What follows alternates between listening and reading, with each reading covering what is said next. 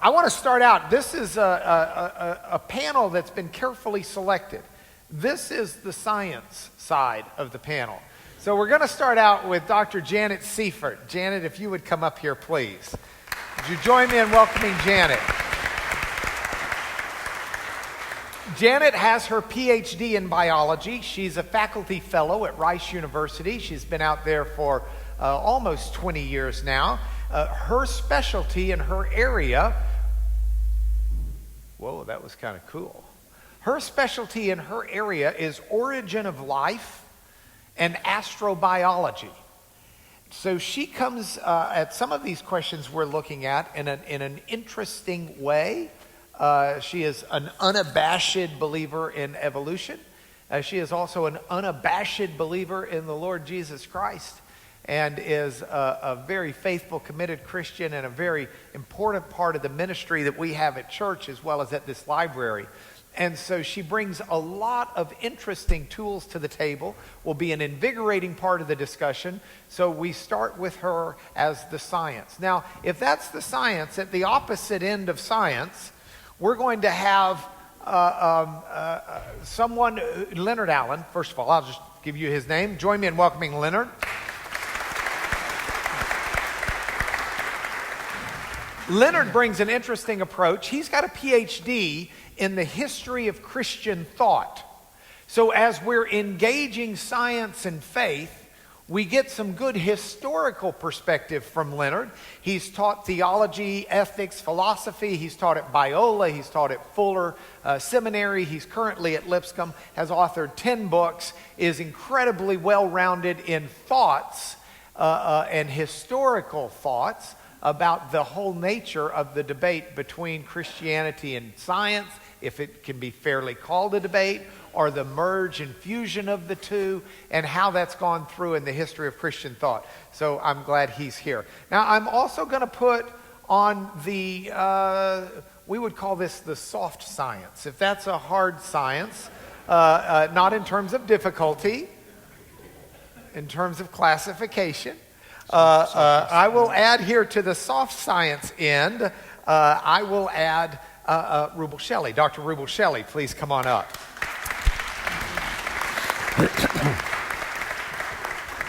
Dr. Rubel Shelly. Rubel has a PhD in philosophy from Vanderbilt.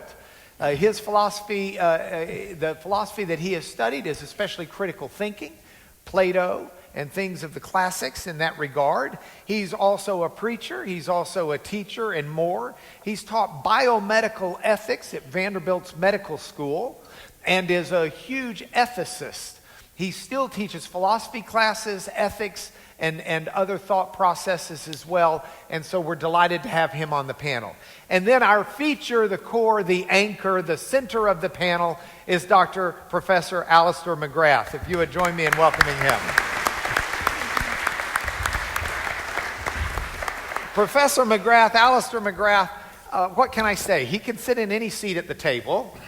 He has 3 doctorate degrees from Oxford. He has a Doctor of Philosophy degree in molecular biophysics. That's a hard science. He has a Doctor of Divinity degree in theology. That's something of its own. He has a Doctor of Letters degree in intellectual history, which would be in the soft sciences. He is the Andreas Idrios, if I'm saying that correct? It'll do. It's close enough. Andreas Idrios Professor in Science and Religion at Oxford. He is an author extraordinaire who has written on just about every angle of so many of the issues that we'll be discussing today. He has lectured on all of this. Heavens, he's debated every major atheist who's out there, including the ones that are no longer with us, like Christopher Hitchens. And so he brings a dynamic perspective to this, and I'm really excited to have him join us. I'm going to begin my questioning, and gentlemen, I'll come down here. And I'll engage you periodically, but most of this is going to be Q&A from me to you. I'll stand out here so that you'll be facing the audience while you speak to some degree. Professor McGrath, I wanted to start with you. You went off to university in Oxford as an atheist or agnostic or something, and at least you were not a committed Christian.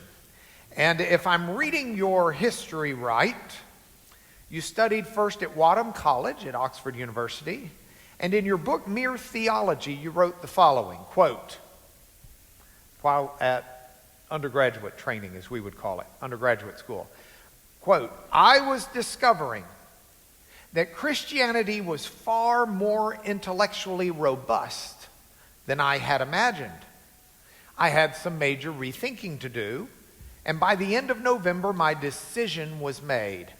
I turned my back on one faith and embraced another." Tell us what you meant by that, please.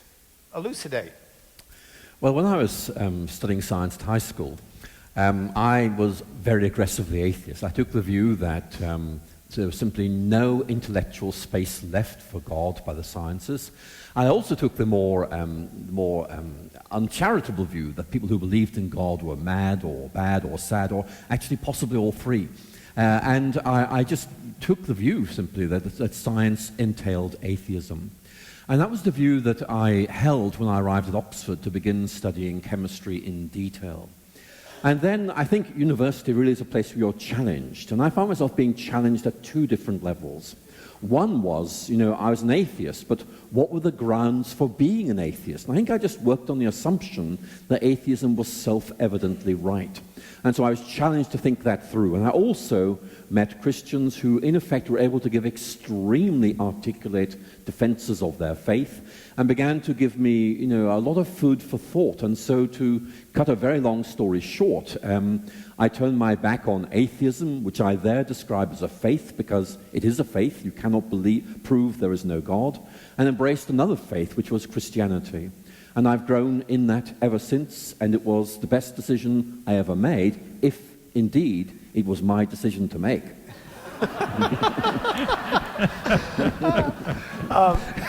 Professor McGrath went on to not only get his undergraduate degree in chemistry, but he gets a master's and he gets his doctoral degree. His doctoral degree, as I noted, maybe I did not tell you, but molecular biophysics, published, I believe, in peer-reviewed literature, at least one or two articles I was able to find. As a scientist, peer-reviewed literature is a significant achievement in scientific publication. And yet, at this time, is also a Christian who then goes back and studies and gets some fuller education. So with that, I want to shift to you, Leonard Allen, as a gentleman who is a history of Christian thought PhD. Why is it that so many people historically in the Christian church or in the Christian faith or in the scientific community have written on and used terminology of the warfare between science and faith? Would you comment on that for us, please?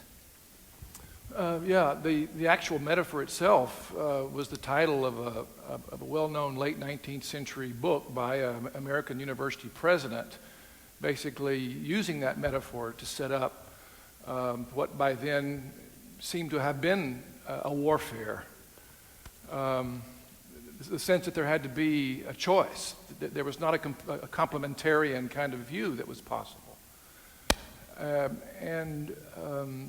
think that metaphor held for a number of decades into the 20th century. And in fact, it seems to me that among a good many Christians in North America, the metaphor probably still holds, though I think it's been receding steadily in the 20th century. I remember an article, maybe it was 20 years ago, a little short piece that Mark Knoll wrote, premier historian of Christianity and Christian thought in North America, and the title of the piece was "The War is Over," and he was referring to this war.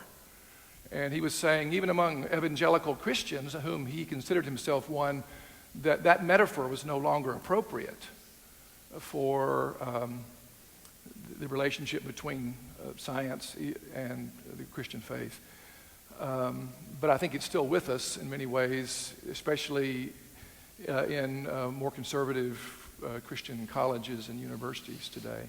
Well, in that regard, Janet, here you are, a PhD biology. You are doing research in the origin of life. You are persuaded academically in the truth of evolution. Though obviously other good minds can disagree with you on that. I'm not suggesting that that's the academic answer to things, but without loading the question, where do you handle this? I mean, is there a warfare between your science in your brain and your faith in your brain? Well, let me tell you, look, Doesn't sound like it. Brent, is Janet's on? Try again. Let's see your little packet. Yeah, you're on there. Okay. Yeah. Can you hear me? Yeah. Okay. So maybe I should tell you a little bit about how I came to be a scientist. I was a mother at home, and just by the hand of God, He pushed me into being a scientist. I guess some people get the call to be a missionary. I think I was called to be a scientist, which is kind of strange. Maybe that's not theologically relevant, or accurate, but that is what happened. My life completely changed when God opened these doors I had no intention of walking through. And I ended up in the lab of a theoretical biologist who is a person who looks at very deep time and how origin of life started. So that's a very tough question. We've been working on it for 50 or 60 years, and let me tell you that most of the time when I go to seminars, one of the main topics of conversation is, let's define life, which we can't do as a scientist. So why I'm telling you that is because in science, we're just looking for some sort of experiment that we can run, and we put it into a context that tells a story. We don't even think about God. That's not part of the conversation. That's not part of the experiment, right? But I remember every single day on my way to grad school, when I left my 3 little boys at home, just praying, God, if I really believe you're the creator, I don't have anything to worry about. You're not going to give me something that's going to confuse me. I have to own the fact that I believe you're the creator of the universe. So I don't have to worry about any information I'm going to come up with. Most of the time, am I going too long? No. Okay. Most of the time in science, we get a certain number of facts and we have to make a good story so that we can get more funding. And a lot of times, I'm just going to be honest with you. A lot of times that good story is something that piques the interest or causes some sort of debate. Now, one thing that does happen in science, we don't talk about being religious. We don't talk about any kind of Christian or faith kind of attribute to the experiments that we run. But I will tell you this, in science, until you get a certain reputation behind you, you have to sort of hide the fact that you're a faithful person, because you will be viewed as being not as smart or having a prejudice against what you're going to find in science. That's the one thing that I have a problem with in science. That should not be something that we have to deal with. All right, in this regard, Professor McGrath, by the way, among everything else, he's also the professor of divinity at Gresham College, which is a position that's been in existence, by my research, since 1597. It's pretty cool. You don't look that old.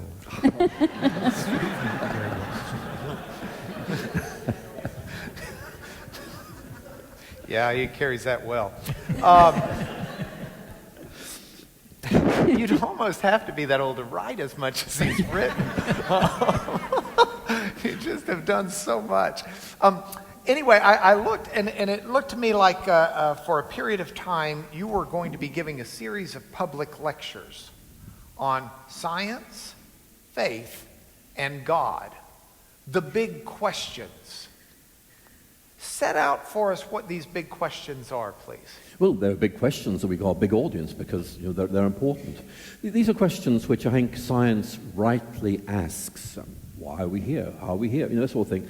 But actually, one of the things that I think we were going to be opening up probably in this discussion is whether, in the end, science finds itself asking questions which it doesn't have the resources to answer. And more than that, these are important questions, what you might call existential questions, like, do I really matter? What is the point of being human? I mean, science is, in my view, very good at telling us how we came to be here, but it's not really very good at about why we're here. And so one of the points I try to make in this lecture course was basically science is filling in part of the big picture of life. But it's asking, if I can put very, very crudely, how questions. Whereas we want to ask deeper questions. And in many ways what science is doing is taking things to bits so we can see how they work. What we want is a way of looking at things that puts it all back together again so we can see what it means. And so in many ways what I was trying to say is that maybe science helps us see how the world works, but faith, Christianity, gives us that deeper vision of why things matter, how they hang together. And for me, as a scientist, to try to think through how I relate my science and my faith, it seems to me that it's up to each of us to try and find a negotiated way of holding these things together. But for me, certainly one of the most important points to make is that actually faith does have some very important things to say, and if anything, it enriches our understanding of science rather than actually negating it. So that needs an awful lot of unpacking and explaining, but for me, we're talking about not the warfare of science and faith, but rather, when they're both rightly understood, the potential enrichment of science and faith. All right, I'm going to stay with you for just a moment, and I'm going to ask you this. How does faith enrich our understanding of science? Well, as I was saying earlier, I was an atheist who became a Christian, but I loved science before and I loved science afterwards, so I had to figure out ways of kind of holding these together. But maybe I can put it like this. Albert Einstein once said that the eternal mystery of the universe is its explicability. And that's something that science assumes. But very often you find science assumes things which actually it can't prove, except by a very circular form of argumentation. If Christianity is right, it gives you this big picture of reality, which immediately says that God who made this world also made us. We bear God's image, and therefore our capacity to make sense of things actually makes sense. And so I can put it like this: Christianity gives you this bigger way of looking at science, which A, makes sense of its successes, and B, gives you a way of realizing there are some questions it's not going to answer. And so if you like, science gives us one side of the coin, but there's another side of the coin. So let me give you one example from Einstein, and then I'll shut up. Okay, this is Einstein talking to a friend to a family whose a prominent member had died. The man who died was a man called Michel Besseau. He was a very prominent physicist, and he died. And Einstein wrote a little condolence note to the family. He said, "Believing physicists like Michel and I know that the difference between past, present, and future is only an illusion." And in effect, I often wonder how the family reacted to that condolence note. But interestingly, Einstein's friends made the point that actually Einstein was right at a purely physical level. There's past, there's present, there's future. We're there in the present, we're not there in the future, we're not there in the past. But for us, that matters profoundly. It really matters whether we're alive or not. And the point that Rudolf Carnap and others who read Einstein here was very simply this: Einstein knew that science had some very good answers, but they didn't scratch where people itched. And that's the point I'm trying to make. We need more than just answers about the functionality of the universe. We want those deeper existential questions about why, about what the purpose of life is, what its value is. And science doesn't really do that, but faith does. So there's a way, I think, of bringing these together. Sure, there'll be boundary disputes, but you can see there's a doorway there which might open up some very helpful, and if I dare say it, enriching conversations. Okay, now I would suggest, if I can encapsulate where we've been in my brain to where I'm about to transition us to. So if Professor McGrath is correct, and it makes sense, that faith enriches our understanding of science, and that they're separate territories and there's a door between them. My suggestion is maybe that door is also a two-way door, in the sense that science can also enrich our understanding of faith. And so I'm going to shift over to this side for a moment, and I'm going to pepper you two with this area. Does science enrich our understanding of faith? I'll throw out one suggestion to seed you with an idea of what I'm talking about, and then I'd like you to both comment in whichever order you choose. My example would be, in the first chapter of Romans, Paul writes and informs the Romans that the universe itself reveals the hidden characteristics and qualities and divine power and nature of our God. And I would suggest that we live in a cause-effect universe that tells us something about the cause and effect God whom we worship. We live in a universe that's reliable. We know the sun will rise from the east tomorrow. We're not 99% sure. We're confident. We know well enough the orbit of the moon to where we will be able to put a rocket on a specific rock when we send it off. I mean, it is very reliable. It is common sense in some ways, and I think that reveals to us some of God's reliability, God's logic, God's nature and characteristics. That's an example. That's my example. My question to you then is, how does science help inform our faith? And if you're stuck, I'm going to probe you with a more specific one, but first I'll give you your choice. The scientist and the theologian are both trying to do the same thing. Each meets reality. We meet reality in terms of hearing words, testimony about things that have happened before we were here, history. We meet facts in terms of what we call science, the empirical investigations we've made, the studies we've made, what we've learned about health, or things that destroy health, and the things that help to restore, bring us back to health. The scientist and the theologian are facing the same set of facts.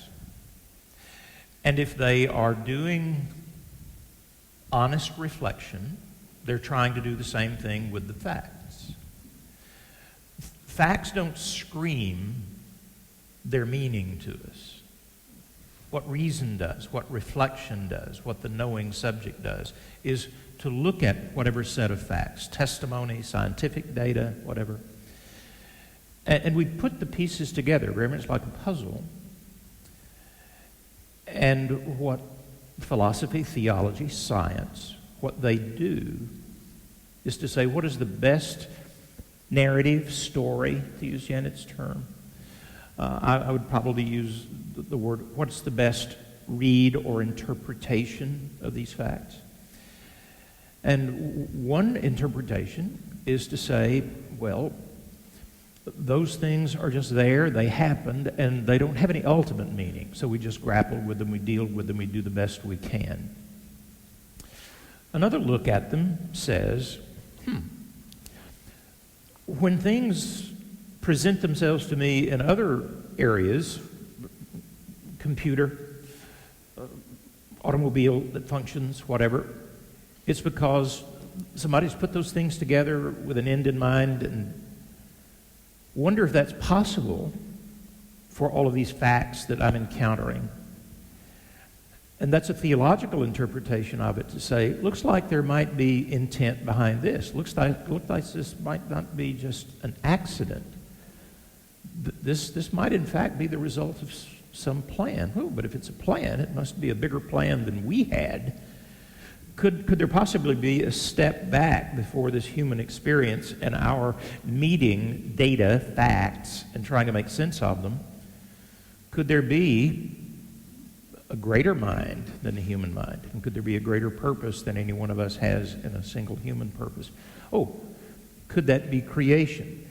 I don't think there's a war Theologians and scientists have fought, but I don't think there's a war between those two, I'm going to call both, reasonable interpretations of the data. And as the discussion happens between, let's say, the physicalist, the person who has not yet entertained the idea or is resistant for some reason to the idea that this might have been the end result of design and purpose, the theologian comes in and says, but it occurs to me that at least by analogy, other things that work this well have had a designer. Could it be? I think out of that kind of dialogue, constructive and good things might happen, because if there is a God, all truth belongs to Him. Everything that's out here to encounter, whether it's witness of lives before ours or science, it's because it is there. And this thing that we have called intellect or reason, whether it just jumped off the physical organism somehow, or if it was given to us by God, and Professor McGrath, even as part of our being in His image and likeness. I think a fruitful discussion between the two might say, we are looking at the same facts, the truth, and each of us is bringing insights to it that the other could benefit from very truly. I don't have the scientific expertise of the person that I go to when my body gets out of shape, a physician when I have disease. I pray for health, but I'm grateful for what the physician contributes to health as well.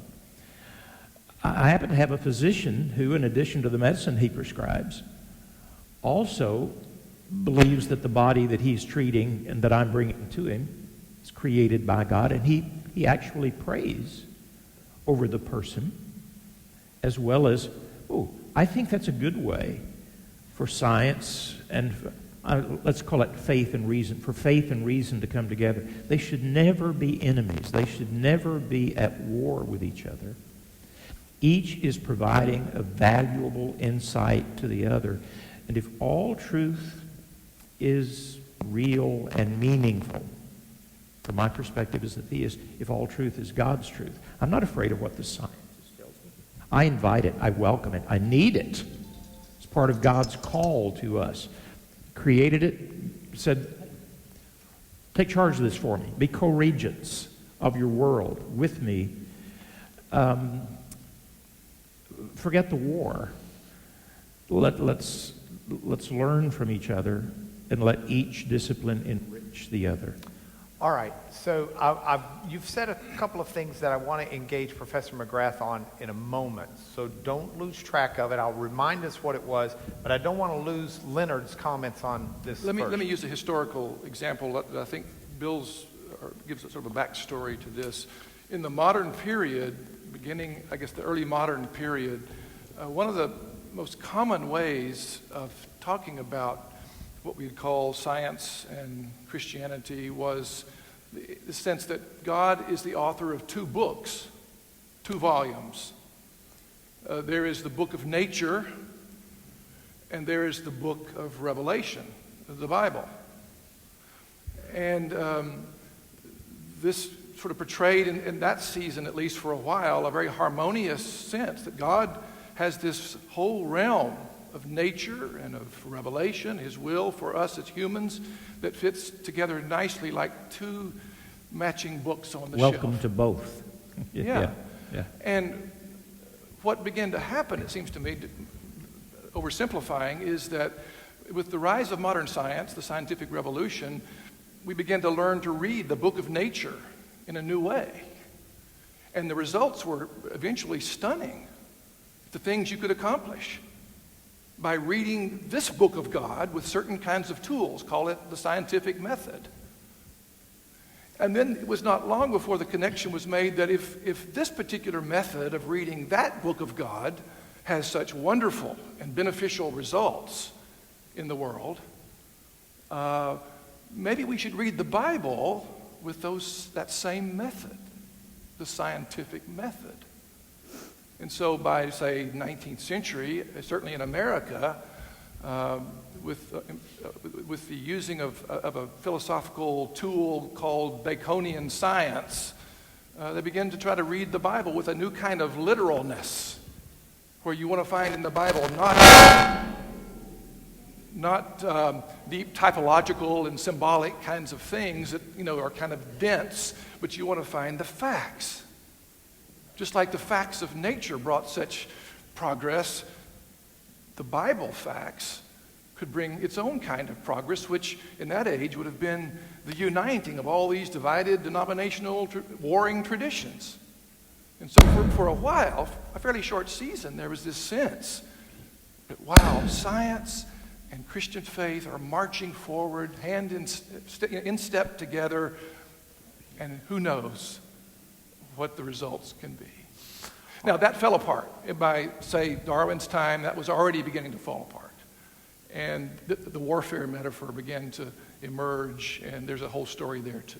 All right, well, we'll pursue that, but Professor McGrath, I'm coming back to you with this. In a sense, what I'm hearing with the two-book analogy, what I'm hearing with what Rubel had to say is kind of an echo of what you hinted at before, that science might give us the how, but science cannot give us the why.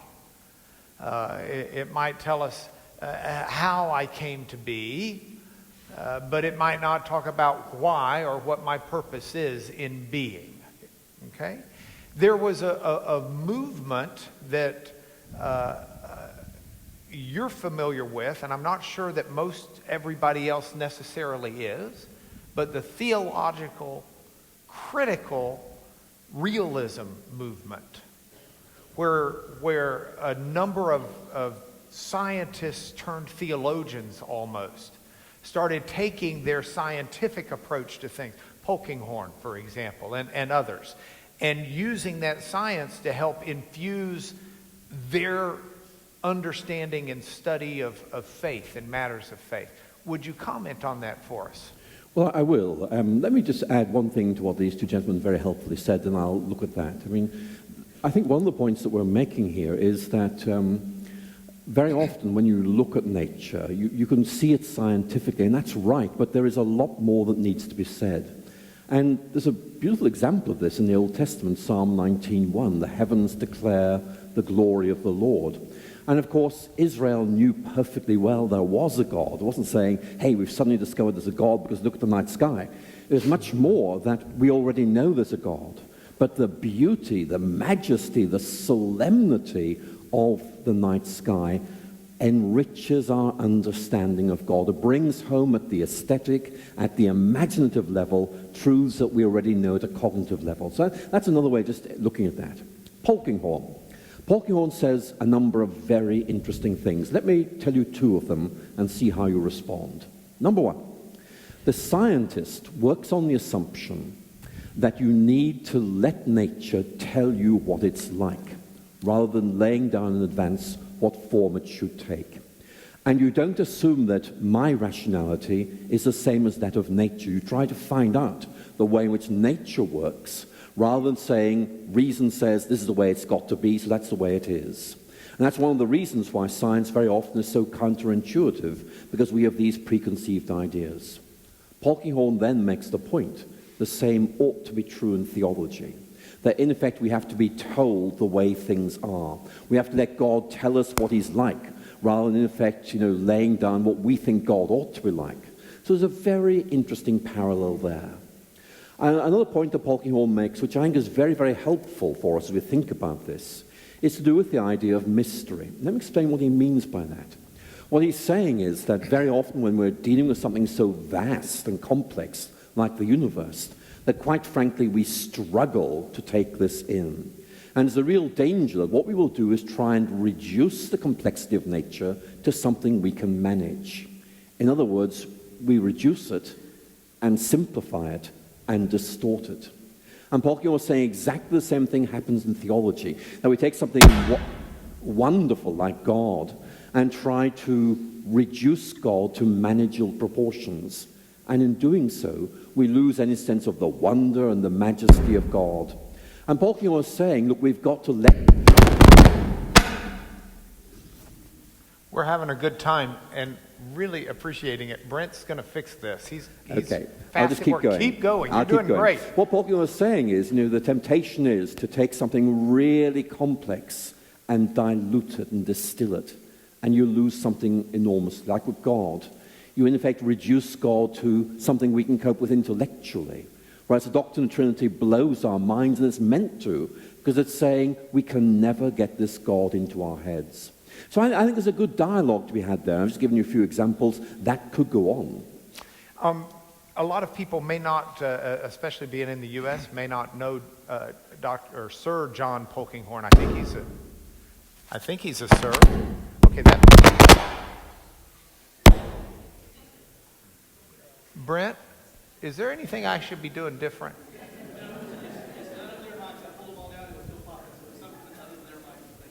Okay, is it my mic, perhaps? Okay, well, we'll continue to work on this, and y'all just bear with us, and trust me, the material is worth the difficulty. A lot of people here may not know who Sir John Polkinghorne was or is. I think he's still alive, but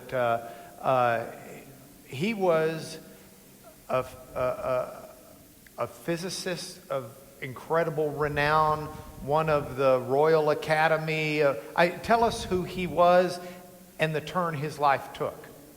Polkinghorne became one of the youngest full professors of physics at Cambridge University, and basically was noted for his work in quantum field theory. And late in his life, or in terms of his career, he decided that really it was time for him to follow through on something that he was seeing as increasingly important, and that is the relationship between his science and his faith. And so he resigned his chair at Cambridge and began to study theology. He went into the Church of England as a minister, and then returned to Cambridge actually as a senior academic, president of Queen's College. But in his writings, he's trying to say, I am a believing physicist. Let me tell you how I hold these things together, and actually how I find one helps me with the other. If you like, the two books metaphor, whatever way you want to put it. But basically, he's a very good example of a thinking scientist who said, I can do something to hold my faith and my science together. Now, there are others doing this, but he's a very good example of someone who is an exemplar of trying to do this kind of thinking. I believe one of the metaphors he used one time was a reference to, and it's one I've stolen from him, I'm sure, on occasion, his reference to having a cup of tea in the morning. And you could ask him how he came about having his cup of tea, and he could answer it in two different ways. He could say, well, the stove created heat, which excited the molecules, which caused the excitement of the molecules in the kettle to excite the molecules in the water, which experienced then heat, which then, through the tea bag, assimilated the oils and da-da-da-da-da. Or you could answer the same question with, my wife loves me a lot, and she got up this morning and made my tea for me. Both very accurate. But one a bit more heavy on the how, and one a bit more heavy on the why. And let's take the stage further. Answer one, because of the chemical reactions making heat. Answer two, because a cup of tea. Answer one is right, but that doesn't mean answer two is wrong. Exactly. So the key point Polkinghorne is making is you can have a scientific account of something which tells you part of the picture, but there's something else missing, which is provided by faith. And I think it's a very good analogy. He borrowed it, but nobody's worried about that. Who did he borrow it from? He borrowed it from Frank Rhodes, who was a British geologist who went on to become president of Cornell. And he used it back in 1956. Well, Sir John, I don't feel so bad at using it without attributing it to Polkinghorne now. Wasn't his anyway. So, Janet, we hear about all of this stuff, and we come back to you now. Now, you were one of the ones who introduced me to Dr. Professor, or whatever we would call him, Simon Conway Morris at Cambridge, who is one of the guys. I would assume he is the man as far as the Burgess Shale, as far as the evolutionary story that is told from that shale. I think he's and Gould are the two most cited evolutionist in publication today. We've had him speak here. He's a fervent believer in the virgin birth, the physical death, and the physical resurrection of Jesus, and very devout in his faith. An interesting gentleman for me to meet through you and to get to know. You encounter people who have this aspect of faith and have this aspect of science, and you see them married, but you also see them in such different camps that one can ridicule the other. So you hear these people talk. I want your post-game commentary. I want to know what your thoughts are as you listen to this. So I think in science, especially the fields that I've been in, which talking about origin of life and evolution, I think that scientists, a lot of them, believe that they're going to find every answer. And I think they've told the public they're going to find every answer. Now, I'm going to tell you, there's nothing more exciting than getting a data set and figuring out something from it, figuring out the how. I mean, it's exhilarating. It's a little bit addictive, actually. You get your own kind of opinion going about what the data said. But for me personally, if that's all there was, if that's the only context I could put that in, I would be bereft. There wouldn't be enough in my life. So my problem right now with the science community and what these gentlemen have talked about is that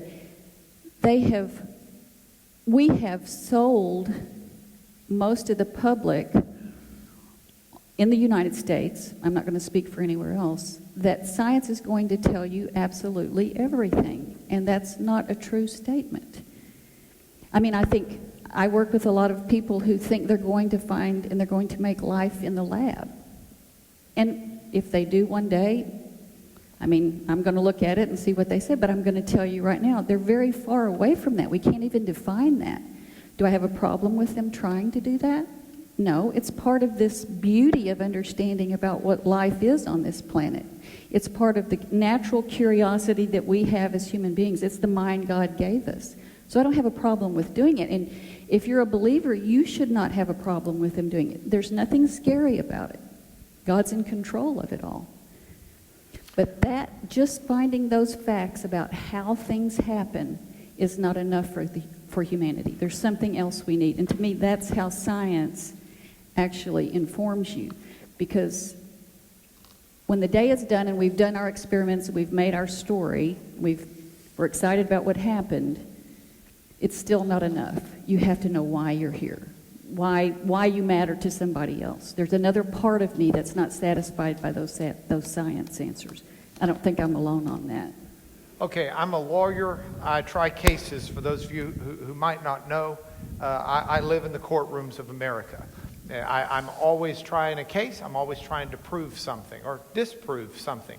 But I live and die on evidence and rules of evidence and how it all works. And so I'm a little... I'm intrigued by this in some ways, and I've got a soapbox I stand on, and so I'm going to use Janet as an example. This is really just a sheet of paper I tore the top off of, but we're going to pretend it's a ruler. Okay? For our visual purposes, this is a ruler. I'm going to give you a ruler. Yes, sir. A ruler is really good at measuring things. Would you agree? Yes. Can you measure the size of this water bottle with a ruler? Can you measure the depth of the table? Yes, I can. The width of the table? Yes, sir. Can you use the ruler to measure... Becky, would you stand up? This is my lovely wife, Becky. I just adore her. Can you measure my love for Becky with the ruler? No. But, I mean, the ruler's really good at measuring things. I need something else. Why can't you use a ruler that measures things and measure my love for Becky? It's the wrong units.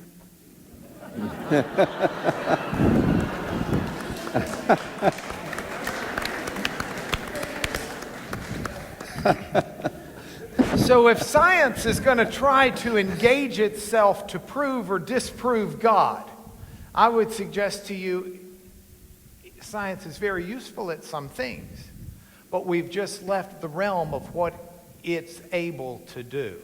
Can I tell you a small story? Please. So I work in the statistics department at Rice. Have a wonderful administrator who takes care of me. She's a wonderful person. She comes to me one day and she says, well, you know, you should be in the biology department, but I spoke to the biology. The head was actually a very aggressive atheist. And she said, we've heard that you're actually studying, you're going to prove there's a God. And I went, I'm going to prove there's a God? And she goes, you know what I told her? I said, well, if anybody can do it, you can.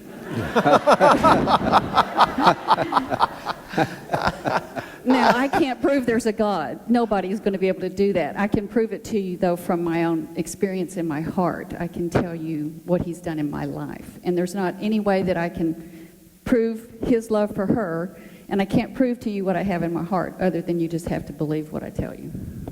The scientific method's certainly not going to get you there. No. Let's at least agree on that.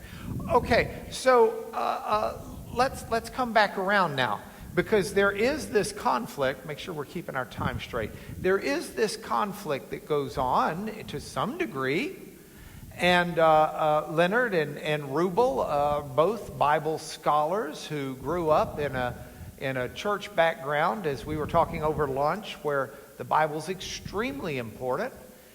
And some might say, well, time out, though. There is times where science says left and the Bible says right, where science says up and the Bible says down. That there is this conflict that exists.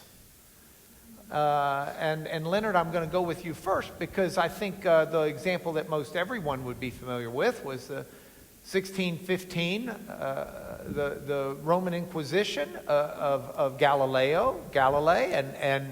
and the question of whether or not the sun was the center of our solar system, or whether heliocentrism was wrong. And ultimately, Galileo is convicted. I think it was after he wrote the book that ticked off Pope Urban, but that's a whole other subject. But ultimately, he was convicted, if I remember correctly. And the reasons in the conviction were passages out of the Bible.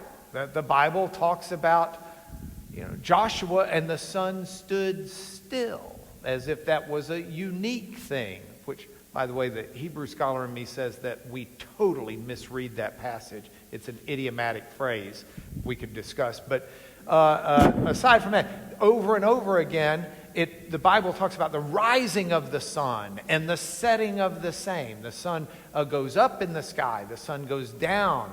It's the sun moving, not the earth. Talk to us about this tension, but now let's bring it into focus on what do we who are Bible-believing Christians do when we confront these issues? Well, first of all, let me go back to my two books metaphor, which is prominent through this whole early modern period. Part of what began to happen as people began to see the success of how scientists were reading the book of nature, it began to have such dominance, such effect, such attraction, that those concerned about reading and defending the book of Revelation felt they needed to catch up, and they needed to begin to treat the Bible more scientifically, so that people would not, modern people wouldn't easily dismiss it as unscientific, because that charge came to be one of the biggest ways to put something down if it's not scientific. And so, in fact, that's what many Christian Bible scholars begin to do, is to try to turn the Bible into a more scientific book to fit the scientific tenor and standards of the age. And no doubt that had some good effects, but it also had some unintended, seriously negative effects. In fact, there have been 2 or 3 really fine historical pieces in the last decade or so arguing that it was that very attempt by Christian Bible scholars and theologians that begin to help, ironically, stimulate the rise of atheism. In fact, the book by James Turner and one others looking at the origins of modern atheism, they trace it back to those aggressive efforts by Bible people to make the Bible seem more rational, more scientific, to fit the canons of the age. That's one example, to me, of this interplay and its problems, its challenges, and of course the drift of the 19th century, more in Europe than in America, I think, was the emergence of this secular spirit and this new sort of respectable atheism that was kind of a new phenomenon in Western culture. All right, I want to seize on that and jump to Alister again in a minute, but I don't want to pass up Rubel, because Rubel, you have been Well, I could take a nap. I mean, and just listen. No. Rubel, you have been a Bible teacher. Yeah. You have been in Middle Tennessee. You have been in what for some churches is the buckle of the Bible Belt. Right. I mean, you're not just in the Bible Belt. You're right in the buckle. And yet you've got in the midst of there some very, very strident views of certain things within the Bible. So how do you... Well, let me tell you about these two worlds. All right. There is this world, and then there's this other world that I move in that's called, I'm going to call it good sense or reason or philosophy even, I mean, as a technical discipline. I can't keep those worlds, I just can't be schizophrenic enough to say, I must live without allowing those worlds ever come into contact with each other. So, when I go to church, I must park my brains in the yard, and then when I leave church, I can pick those back up in order to go and do something that is logical, rational, or even scientific. As a matter of fact, the common sense, good reason philosophy guy can do some things that the theologians and the Bible students don't like to do. They can admit they made a mistake. There's new evidence that I had seen. And then in light of at least a potential mistake, and now the new evidence that I've seen, I need to recast my take on that. That's being too harsh. I mean, some theologians, I think I heard of a theologian once who changed his mind on something, and it had been wrong. But science certainly is open to that. Well, if each takes, though, this rigid posture, and let's begin with the person, I'm going to call them, without meaning to be pejorative or ugly, a naive person who's read his Bible. And there are 7 creative days. Everything that we know has come out of those 7 creative days, and he adds up, genealogies even. Some of these people lived a really long time, but even if we add it up, and we figure out creation occurred in, what was it, October of 4004 BC.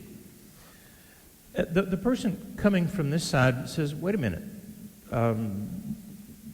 there's some rock formations, there's some, we even got carbon dating. These don't seem to matter.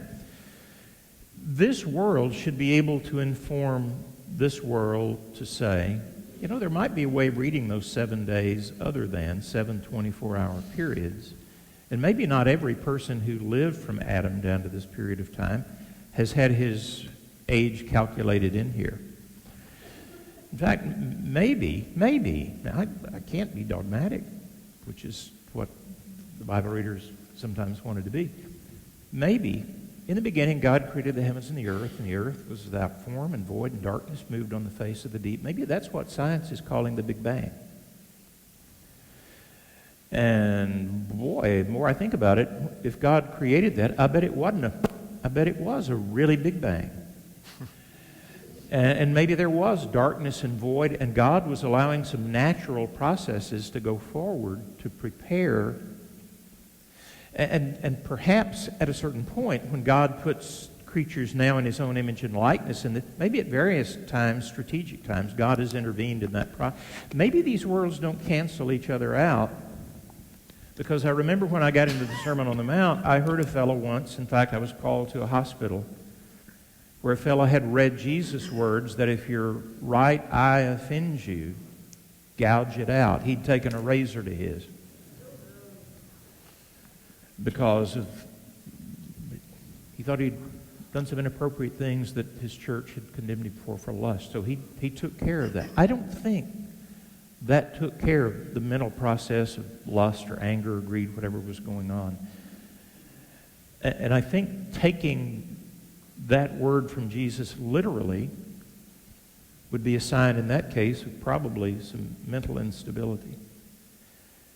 Well, if I'm humbled here and humbled here and humbled here, I might begin looking for some interaction between those two worlds and say, well, one way to read that is 7 24-hour days, but science seems to be telling me if all truth is God's truth, maybe at least I can entertain the possibility and not dismiss someone as a heretic who continues with this reading. I'm not a young earth theorist, and I know there's some people who believe that I'm somehow a heretical Christian because I believe the age of the earth is billions rather than thousands of years. But it seems to me that's one of those ways where science and faith, reason and theology can be in helpful conversation without the dogmatic, I will not change, I will not yield, I will not change my mind, I will not hear from the other side of this fence. That's where the warfare metaphor kicks in, and that's where I think we do ourselves so much harm. Okay, so that brings to a logical question, and I'm going to transition us at this point to this, and I'll start with you, Alister, but I want to ask each of the four of you this question. So all of you be thinking, and I pity the person who goes last because you've still got to have some creative answer. Alister, we will start with you, sir. What are the threats to faith that you see out there in terms of these issues in science and matters like this? It's a wide open question. You can be specific about certain issues, or you can be more general about the way we see those issues, or whatever. But what are the threats to faith that you perceive from all of this? Well, let me begin by mentioning one which I think was implicit in some things that were being said, and it's the view that basically could be summarized like this, that science is going to be able to answer all legitimate questions, and if science cannot answer those questions, then they're not legitimate questions in the first place. And the rather ugly term scientism is sometimes used to describe this way of thinking. It's a contraction of the phrase scientific imperialism. And you actually gave what I thought was a very good interaction with that by, in effect, your ruler analogy. Because the issue is, can a method designed to study the regularity of nature disclose the purposes of God, if I can put it very, very crudely? And the answer is, of course, no. Every scientific tool is designed for a specific research purpose, and it may work perfectly well for that, but it's useless when you come to try and measure anything else. And that's the key point to make here. But the reason I'm saying there's a threat to faith is that it's in effect become a cultural norm for a lot of Americans. That in effect science tells us the answers, and if science cannot answer a question, it's a non-question. And I think what we need to do is begin to challenge that. And I think it's very important to say that you are not critiquing science. Science, when done properly, is humble. In effect, here are our methods. They have their limits, and that's why science works so well. We don't presume to extrapolate beyond what these methods can disclose. But the difficulty is there are some scientists who we could name who in effect would argue that science must be allowed to determine what is real and limit reality to that. And that's people like Richard Dawkins, just to give you one very obvious example. So what I think we need to do is, in effect, say something like this. Nobody's criticizing science. What we're worried about is people who are smuggling in a metaphysics, a materialist metaphysics, which in effect has some very slight scientific grounding, but science is being changed from a method of investigation of nature to a metaphysical predetermination of what reality can be. And in effect, that needs to be challenged. It's not good science. In fact, it's bad for science. But the difficulty is this is happening in American culture. And so the difficulty you and I have is trying to articulate, wanting to affirm science for what's good, but at the same time saying there are those who are trying to extrapolate, exaggerate, and in doing so actually give science a bad name. But at the level of popular culture, there is this widespread belief that science can answer all of our questions, including things like morality and questions of ultimate importance to us, like why am I here and do I really make a difference? And so I think there's a conversation that has to be had here. And there are many other questions I know my colleagues will bring up in the moments that follow. But for me, that's a big one. And it's something that I think we need to open up. And your ruler analogy is wonderful. We need more analogies like that, I think, to help make this point effectively at the level of public communication. Okay, very good. Thank you so much. Janet, what are the threats to faith that you see? Well, I could hardly articulate it any better than that, but especially with that British accent. But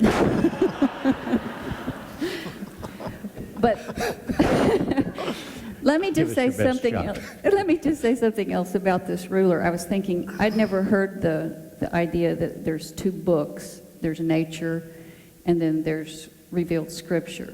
And I actually like that quite a bit because to me that's a little bit like this ruler. So we can understand God through nature by our scientific methods. But to me, if you want to understand his creation, how he made us as human beings in the image of him, I don't know any better book than the revealed scripture. So if I have a problem with my child, I'm certainly not going to go to the protocol book I have in my science lab and figure out how to do a PCR reaction on them. But I can go to Scripture and get exactly what I need. And the reason why I was thinking about this is because I'm sure you all do Facebook, right? You see all these things about ways to make something better or something, 10 ways to make your love life better or 10 ways to make your children better. And most of the time, I do click on them, I read them, and guess what? They almost look like they came right out of the Scripture to me, most of them.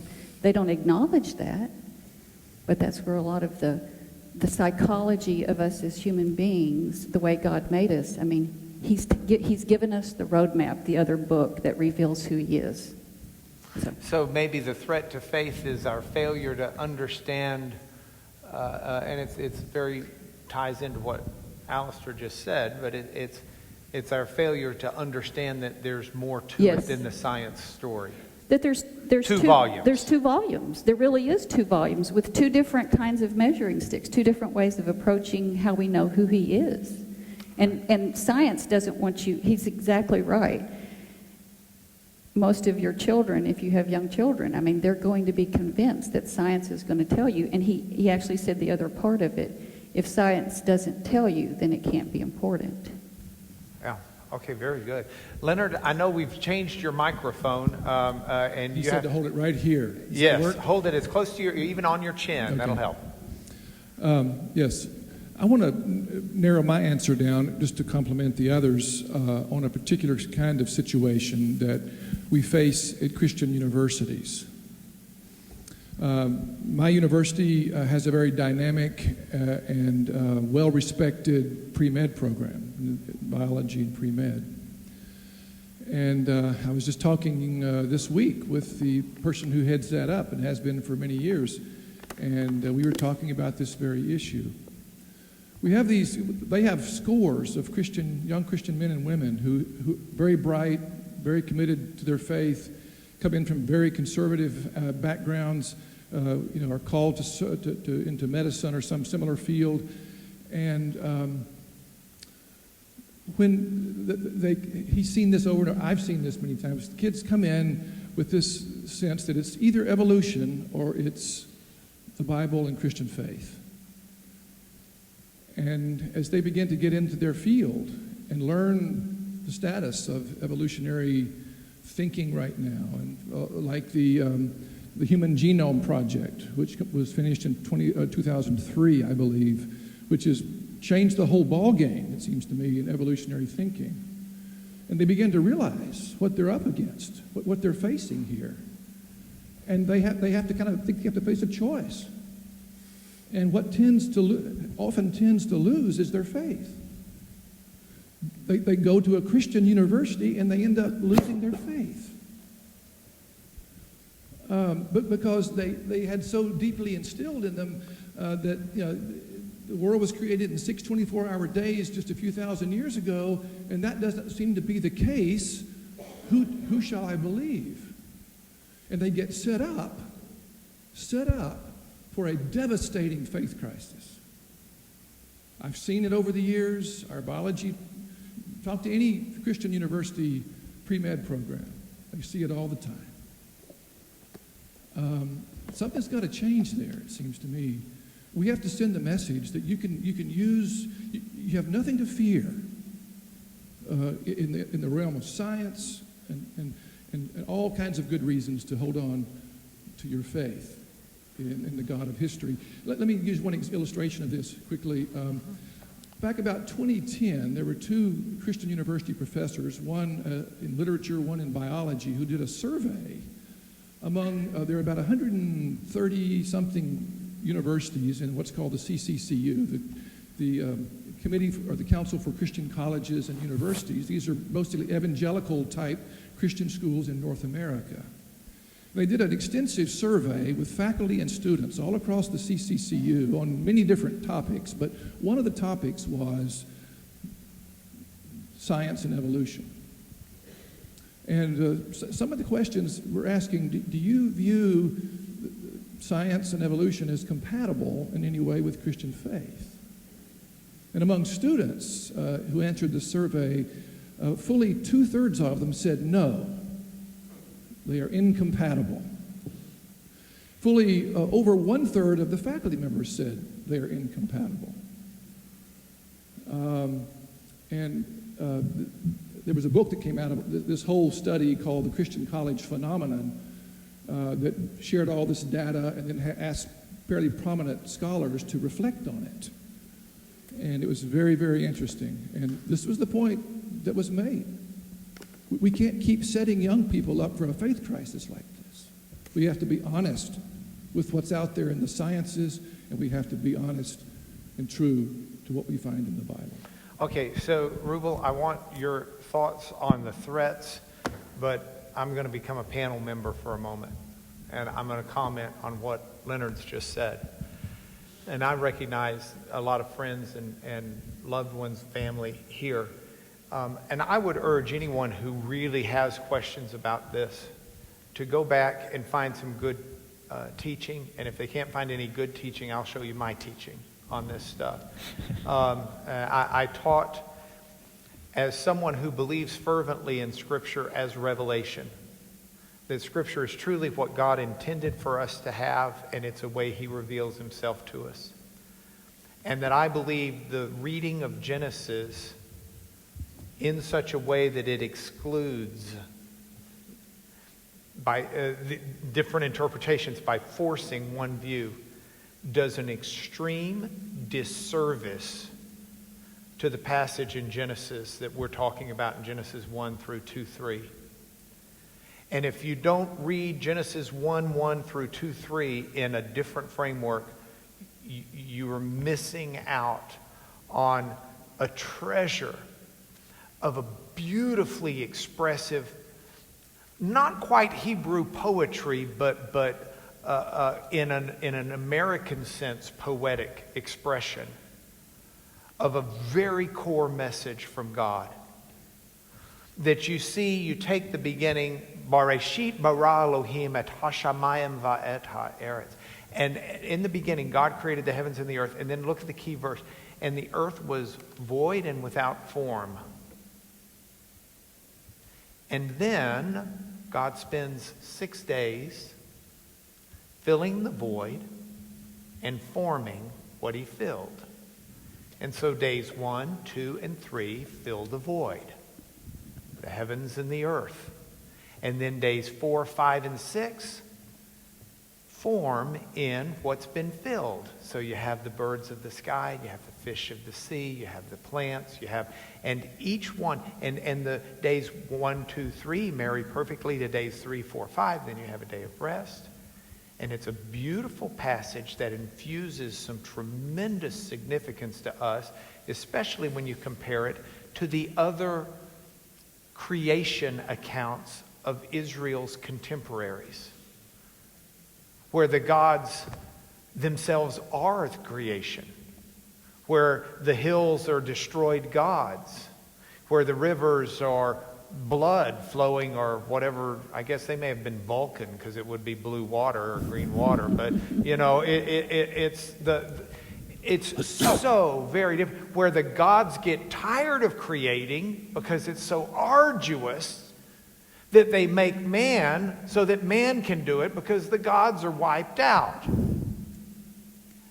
The distinctions are phenomenal, but we don't even get to those messages if we read the book of Genesis 1:1 through 2:3 in this framework of our science questions today, and we bring up a generation of children that will think, I've got too much sense to be a Christian. And we just really need to be careful. I'm sorry, you plugged in a soapbox I had to jump into. Okay, Rubel, threats to faith. I think I would use the word dogmatism. I think dogmatism is the great threat to faith. Logical positivism was a dogmatism born of science. And you talked about imperialistic science. That's dogmatism. If it doesn't come from our world of physical explorations, it's non-sensory, therefore nonsensical, doesn't count. That's dogmatism. Over here is, again, without meaning to be pejorative, I'm going to just talk about, here's the naive reader of Genesis 1 and 2. And a naive reading of that looks like a model for a 7-day week. By the way, that's why it's being presented in terms of 7 days. That's going to be the model of we work 6 days and then a Sabbath. And work 6 and a Sabbath. Maybe that's why it's presented in those terms. But if I'm now a dogmatist because I grew up in a fundamentalist reading of this text, I now am forced to make a choice. I'm told never the two shall meet. But that's dogmatism. I had one of these students ask me recently, when this does come up in philosophy classes, theology classes, students coming from these backgrounds, Dr. Shelly, but don't you think that 10,000 years ago, maybe 10 to 20,000 years ago, God could have created the earth, and yes, even the cosmos, with all the appearance of age that it has, but it could be just 10, 20,000 years old.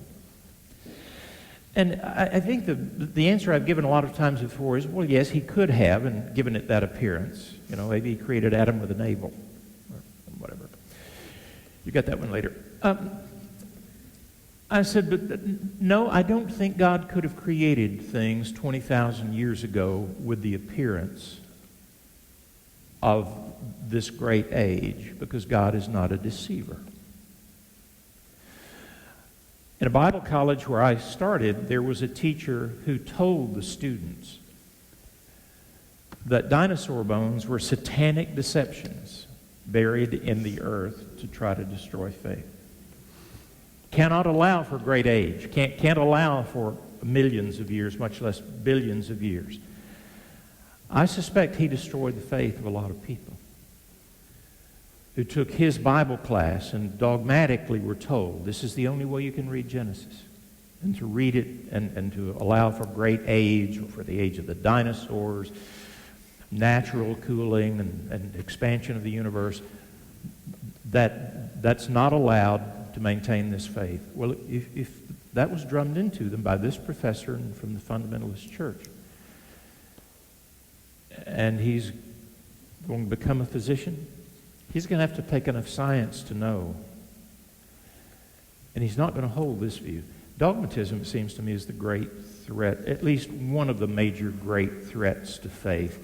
And if we get past our dogma, the opposite of dogmatism, perhaps, for this purpose, is humility. Humility is one of the Christian virtues. We like to talk chastity. Chastity is a great virtue to talk about. Generosity on Sunday morning when the offering plates, that's virtuous. But humility is a virtue.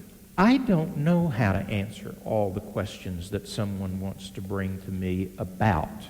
Certainly not the science field. That's not my discipline. Not the theological, philosophical field. I say, these are such deep mysteries. If we could get our heads around them, maybe we would be God. Oh, humility says, I'm not. And from my starting point, I can raise good questions. I try to relate to those good questions the best data that I have from all my sources, so that there's some degree of coherence, consistency, not assuming that this fact must rule out three others. Maybe I have to... William Van Orman Quine talks about the web of belief. Sometimes we have to redo where we place the strands along the web because new information comes to light. So I guess I would say, Mark, that I think one of the great threats that I see, and I've dealt with so many of these students, is they've been taught a dogmatic reading. And yet there are people who come from certain other fields, they have a dogmatic reading, and they can only exist to choose one. I live in a world of both and I'm allowing each to inform the other and to teach me a little bit of humility about, maybe I need to rethink, maybe I need to think about this.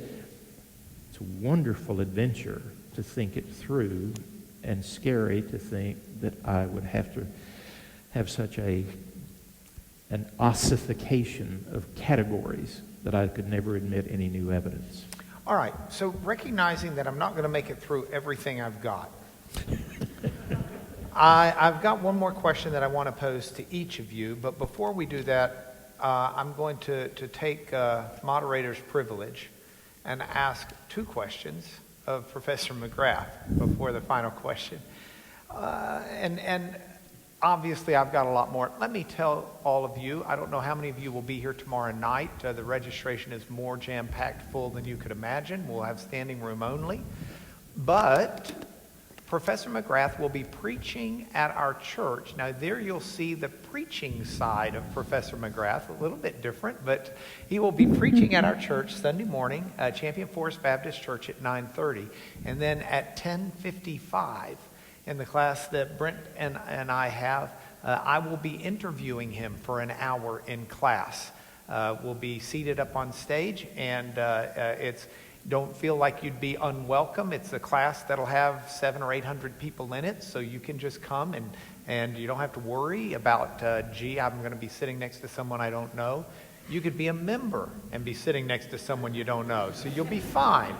But I invite you to both of those. So, Professor McGrath, two questions for you, and then I'll do my final question for the panel.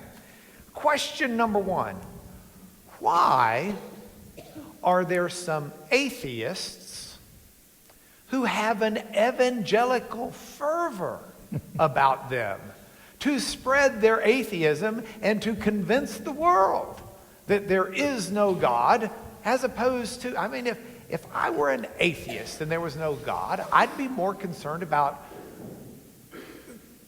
gathering shillings for myself, or food for my belly, or offspring for my DNA. I would not be into this, spending my time and energy trying to destroy the faiths of others. Why is there such an evangelical fervor among some atheists? I think there are probably several reasons, but I think the one that stands out for me is this very strong sense that Western culture is moving from religion to atheism, and that, just as Karl Marx said, there's the inevitability of socialism. It's going to happen, but we can help it on its way. You see what I'm saying? Okay. So there's this inexorable process taking place, and we can help it along by our aggressive proclamation of atheism against faith.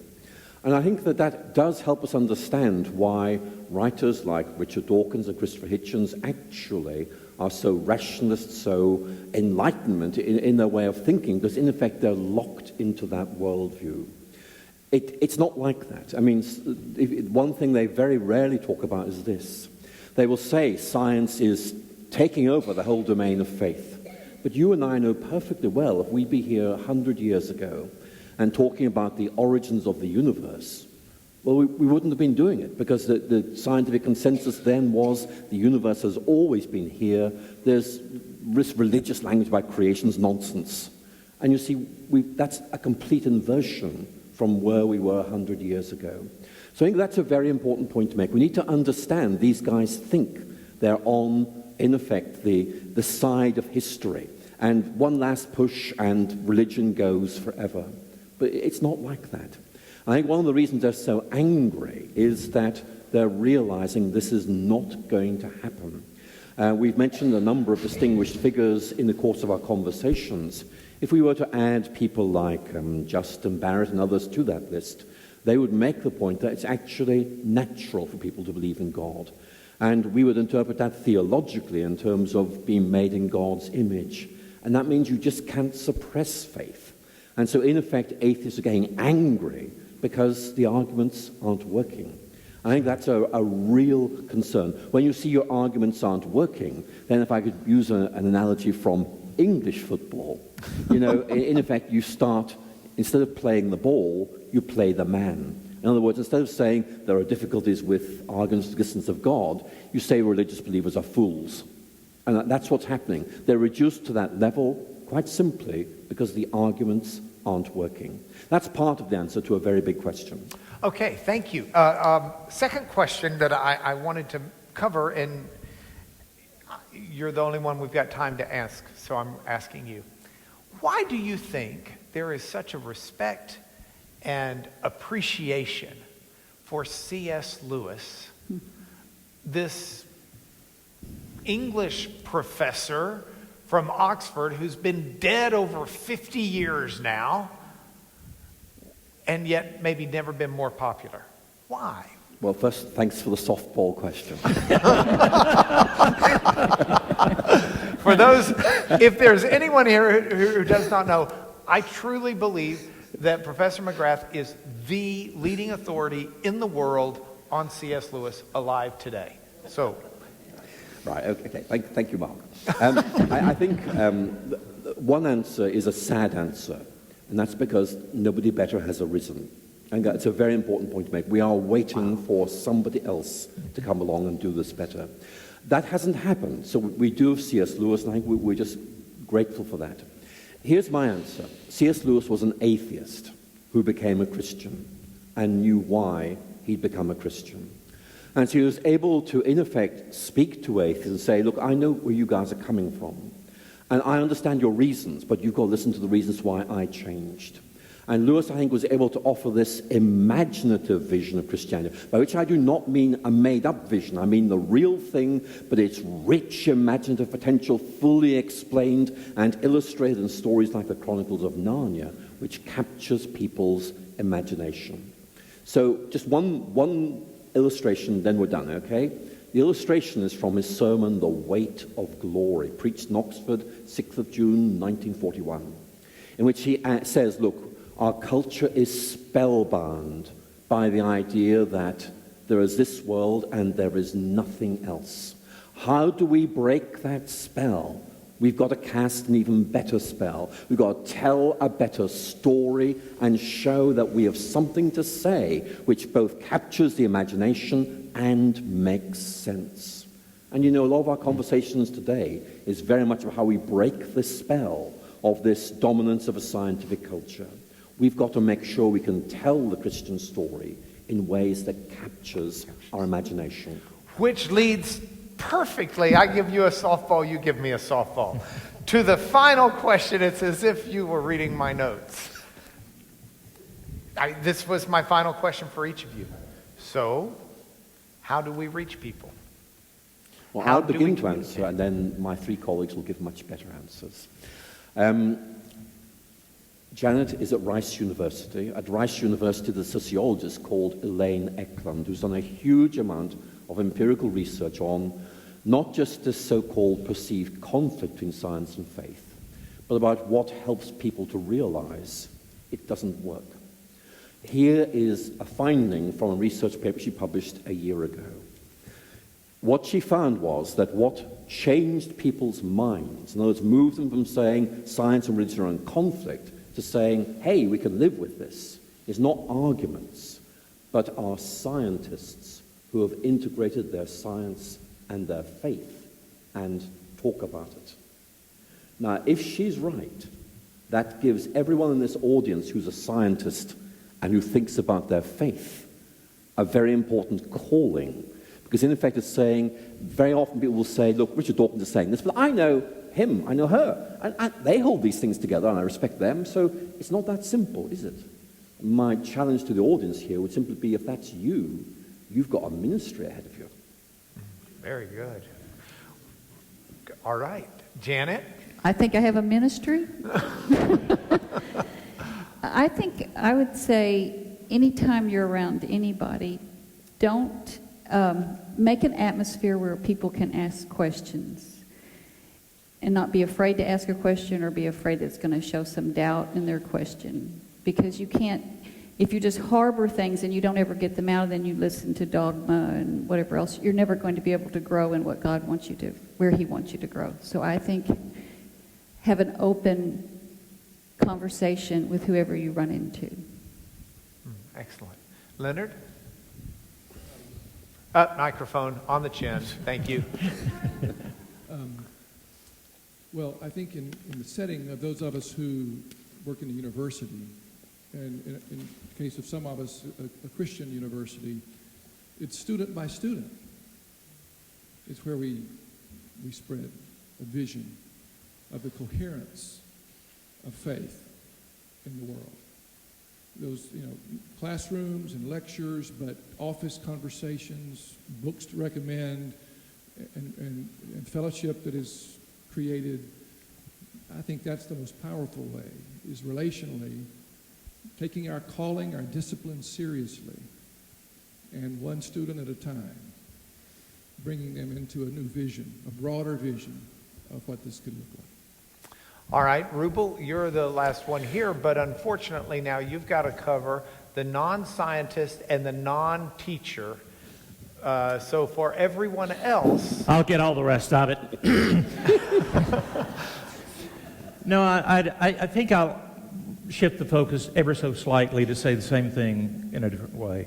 Our churches now, the one-on-one, yes. What we write, and I've used Professor McGrath's works as texts recommended to students in these one-on-ones, the scientists in the conversation.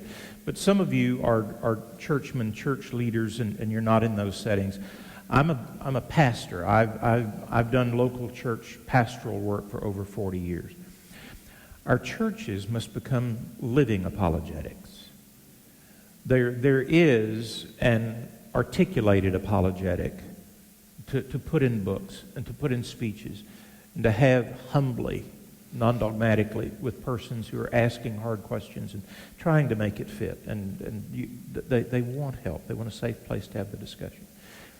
But the world at large needs to see churches as places where faith is not only a cerebral event that we come together to celebrate on Sunday, but that faith leaves those sanctuaries with all of us out of our different traditions, and we have to stop wasting our energy fighting each other. There's no time for that.